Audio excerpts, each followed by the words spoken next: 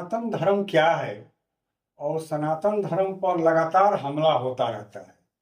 तमिलनाडु का जो मुख्यमंत्री है उनका बेटा कहता है कि सनातन धर्म कोई बीमारी नहीं बल्कि यह संक्रामक रोग है, यह कोविड जैसा है, यह मलेरिया जैसा है, इसको नष्ट कर देना चाहिए। आपका क्या कहना है? सनातन तो कोई धर्म है नहीं। सनातन का मतलब होता है कि सृष्टि के प्रारंभ से लेकर के और अब तक।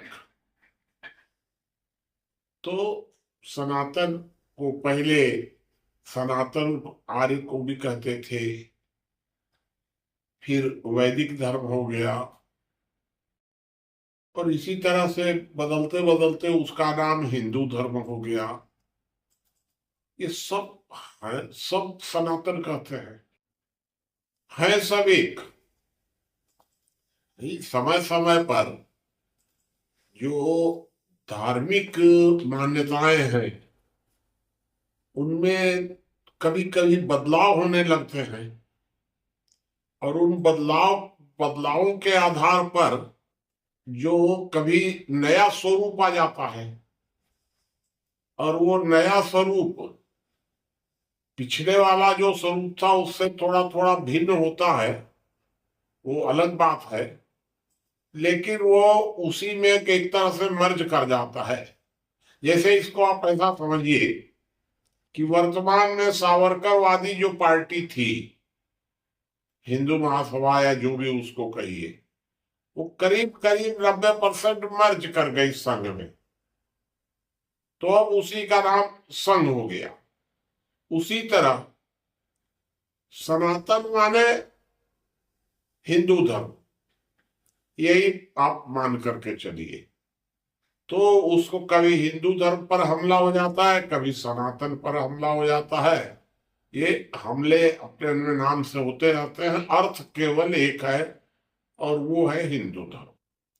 मुनि जी अभी तमिलनाडु में गए थे प्रधानमंत्री, तो उन्होंने कहा कि एक तरफ सनातनी लोग हैं और एक तरफ सनातनी विरोधी लोग हैं, जबकि तमिलनाडु में रामास्वामी नायकर पेरियार का धरती है। दोनों पार्टियां पेरियार को ही मानती है। जो भारतीय जनता पार्टी के जो अन्ना द्रमुक वाला जो घटक था वो इसी बयान पर छटक कर निकल गया।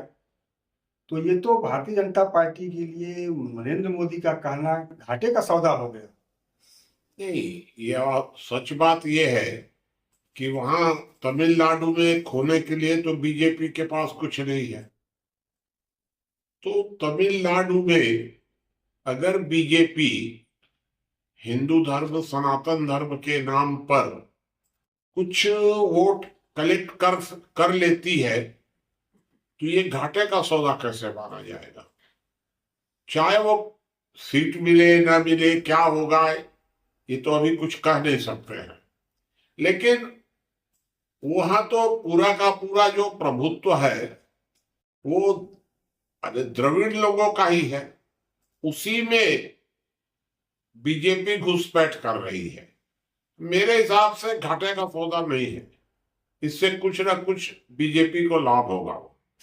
नहीं मुनि जी, उनके रहने से संभवतः 1 या 2 सीट मिलने की पूरी संभावना बन रही थी और वोट प्रतिशत बढ़ने की भी संभावना थी, तो वो तो हाथ से अब निकल गया इस बयान से। हमको नहीं लगता है, हमको लगता है कि इस बयान से और तमिलनाडु में मान लीजिए 1-2% निकल जाएगा, हो सकता है। अभी तो हम तमिलनाडु के बारे में ज्यादा नहीं जानते हैं, लेकिन अगर 1-2% वहां निकल भी जाएगा तो बाकी पूरे भारत में कई परसेंट बढ़ जाएगा, ये हो सकता है। लेकिन जो भी सोचा हो, नरेंद्र मोदी और उनकी जो टीम है वो जो भी बोलती है वो बहुत योजना बना करके बोलते हैं, प्लान से बोलते हैं और वो दूरगामी बोलते हैं। तो मेरे हिसाब से उन्होंने जो कुछ भी कहा वो कुछ ना कुछ उससे लाभ जरूर होता होगा। इसलिए हमारा मानना है कि सनातन और सनातन विरोधी ये मामला पूरे देश में राजनीति का केंद्र बना हुआ है और इसी केंद्र पर नरेंद्र मोदी चल रहा है।